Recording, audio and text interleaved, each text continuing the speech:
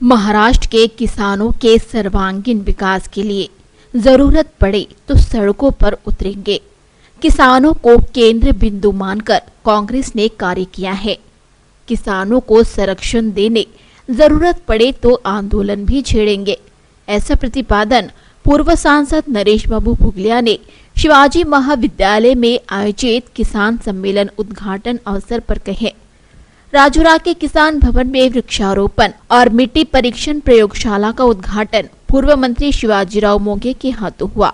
इस अवसर पर पूर्व विधायक प्रभाकर राव मामूलकर, अल्ट्राटेक सीमेंट कंपनी के उपाध्यक्ष अनिल पिल्लई, उप महाव्यवस्थापक आशीष पसबोला, सभापति निर्मला कुलमेथे, जिला परिषद सदस्य अविनाश जाधव, साईनाथ बुचे, प्राचार्य दौलतराव भोंगड़े, एडवोकेट मुरलीधर राव धोटे, उपाध्यक्ष दत्तात्रेय यनगिरवार, मध्यवर्ती बैंक के संचालक दिलीप नलगे, जिलाध्यक्ष गजानन गावंडे, अशोक नागापुरे, वसंत मांढरे, देवेंद्र बेले, जिला परिषद सदस्य अविनाश जाधव, प्रवीण पड़वेकर, स्वामी येरोलवाल, वीएस आतराम, आरएस गिरड़कर, विकास बल के विशाल दुबे आदि उपस्थित थे। उपस्थितों के हाथों पुष्प अर्पण और दीप प्रज्वलन से कार्यक्रम की शुरुआत हुई। उपस्थितों का पारंपरिक तौर पर स्वागत किया गया।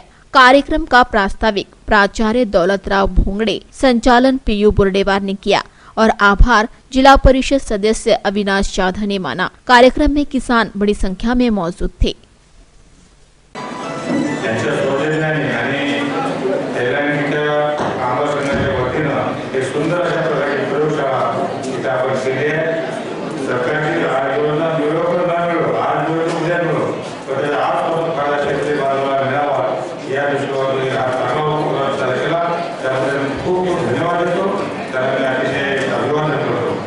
या कार्यक्रमाच्या निमित्तानं मातीचं परिषद आवश्यक आहे। माती आपली सारखीच आहे किंवा कार्य असं आहे तसं आहे, परंतु खरं त्याच्यामध्ये काय ठरवलं आलेलं आहे हे जोपर्यंत आपण सिस्टमॅटिक पाहू शकत नाही किंवा वैज्ञानिकरित्या पाहू शकत नाही तोपर्यंत आपण जास्त पीक घेऊ शकत नाही किंवा रोगराईपासून मुक्त होत नाही। म्हणून कमी पाण्यामध्ये, कमी औषधामध्ये, कमी खतामध्ये भरपूर पीक मिळत असेल तर मातीची काय स्टेटस आहे, मातीचे परीक्षण करणं हे अतिशय आवश्यक आहे। आणि म्हणून या दृष्टीने काम आपण हाती घेतात। मला वाटते हे जर काम आपण करू शकलो तर आपली शक्ती वाढते। या सगळ्या प्रोजेक्टला पाणी आहे 5,70,000 एकर हे पाणी आपल्याला मिळणार आहे आणि 12 महिने मिळणार आहे। हा मेजर प्रोजेक्ट आहे आणि एवढा प्रोजेक्ट जो आहे विदर्भात घोषित उच्चारला हा मोठा प्रकल्प आहे। पण दुर्दैवाने फॉरेस्ट ट्रान्झॅक्शन ऍक्ट आल्यामुळे इतके दिवस हा प्रकल्प होऊ शकला नाही। परंतु आता जवळ 13 वर्ष supreme court, high court, Nagpur bench, Aurangabad bench, त्याच्यानंतर दुसरे आपला जे ग्रीन ट्रिब्युनल होते, सुप्रीम कोर्टाने ग्रीन ट्रिब्युनल होता, या सगळ्या प्रक्रिया पूर्ण करण्याकरता केंद्राची परवानगी, राज्याची परवानगी आणि सगळं करता करता जवळजवळ 13 वर्ष लागले आणि मागच्या भागात जानेवारी 14 याला फायनल क्लिअरन्स मिळालाय।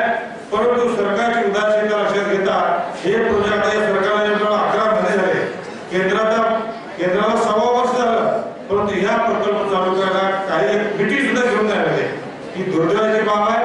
म्हणून जोपर्यंत शेतकरी किंवा शेतमजूर एका शेतकरी शेतकऱ्यांना प्रोजेक्ट मंजूर नाही आहे, एक मोठी इंडस्ट्री येणार आहे, एमआयडीसी मोठी येणार आहे, राष्ट्रीय म्हणजे नॅशनल प्रोजेक्ट होणार आणि याला केंद्र शासन 95% फंड देणार आहे, 95% फंड देणार आहे।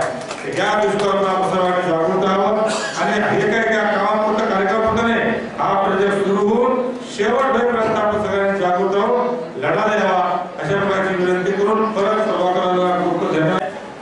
पुनर्वसनाकरता सुद्धा मोठ्या प्रमाणामध्ये राशी लागणार आहे, ज्यांची 15,000 हेक्टर जमीन पाण्याखाली येणार आहे।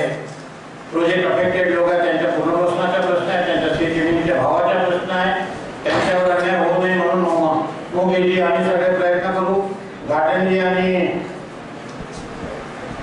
नांदेड जिल्ह्यातील एक तालुका, त्याच्या 2 तालुक्यातील शेतकऱ्यांच्या शेतजमिनी ज्यात आहे त्यांची नाराजी आहे, परंतु लँड बिल पास झाल्यानंतर त्याचा फायदा जर त्यांना मिळत असेल त्याकरता सुद्धा आम्ही प्रयत्न करू।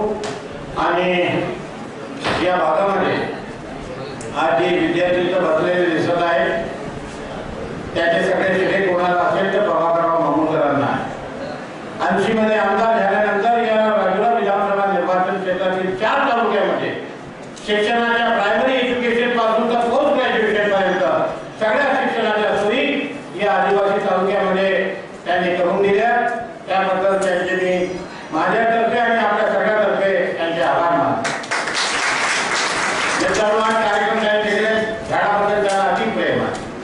आणि झाडामध्ये आंब्याच्या झाडाबद्दल जास्तच प्रेम आहे.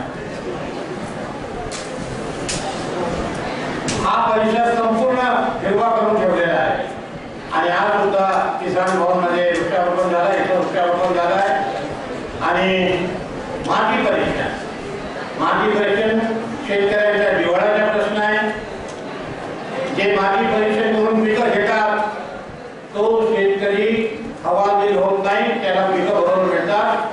याकरता त्यांनी शेतकऱ्यांची आवडीचा सब्जेक्ट असल्यामुळे त्यांनी हे माती परीक्षण केलं. या संस्थेच्या माध्यमातून या कॉलेजच्या प्रिमायसेसमध्ये उघडलं आहे. भोंगडे साहेबांची त्यांची टीम सगळ्या शेतकऱ्यांना आवश्यक ती मदत करेल असे त्याच्याकडे मी अपेक्षा ठेवतो.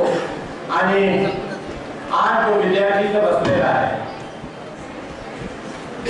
जे 18 वर्षाच्या वरचे, त्यांना मतदानाचा हक्क आहे आणि हा हक्क त्यांना राजीव गांधींनी दिलेला आहे. त्या देशाचे भावी जे देश घडवणारे नागरिक आहेत, त्यांच्या शिक्षणाच्या बाबतीमध्ये या जिल्ह्यामध्ये शिक्षणाचे वातावरण चांगले नव्हते साहेब. परंतु आमच्या इथं मेडिकल एज्युकेशन मध्ये आम्ही कमी होतो. परंतु हायकोर्ट आणि सुप्रीम कोर्टाच्या माध्यमातून राज्य सरकार, केंद्र सरकार विरोधात असताना सुद्धा हे मेडिकल कॉलेज न्यायपालिकेच्या माध्यमातून चंद्रपूरला गव्हर्नमेंट मेडिकल झाले. त्याचे नावही पुढे आंबेडकर महाविद्यालय म्हणून नामकरण सुद्धा जनतेकडे करण्यात आलेलं आहे. आणि पैनगंगा प्रोजेक्टसाठी आजची सरकार हा प्रोजेक्ट होऊ देणार नाही, माहिती आहे आम्हाला. केंद्र सरकार असेल, राज्य सरकार असेल, यांची हे संकुचित भावनेचे वाले सरकार आहे. युपीए सरकारने मान्यता दिली तर आम्ही कशाला हा प्रोजेक्ट करावा, अशी यांची एक विचारधारा आहे, त्यांची सोच आहे. राजुरा आणि कोरबना या 2 तालुक्यातील 129 गावं आणि जवळपास 1 लाख एकर जमिनीला पाणी मिळणारा हा प्रोजेक्ट आहे. आणि मुकेशला त्यामुळे आमच्या सोनवली गाव आहे, माझ्या गाव सुद्धा त्याच्यात, देवाडा सुद्धा त्याच्यात आहे. आणि याकरता भेट पडली हायकोर्टात आणि सुप्रीम कोर्टात. तुम्ही गेले नाही तर हरकत नाही, आम्ही तो न्यायपालिकेशी लढा देऊन हा प्रोजेक्ट लवकरात लवकर कसा सुरू होईल त्याकरता आम्ही प्रयत्न करू. आजच्या या कार्यक्रमाच्या माध्यमातून कोरबण्याला मोगे साहेबांचा मोठा कार्यक्रम आहे पैनगंगा प्रोजेक्ट बद्दल. हजारो शेतकरी तिथं आलेले आहेत, शेतकऱ्यांची मुलं मुली इथं आलेले आहेत. म्हणून आता मुला मुलींच्या कार्यक्रम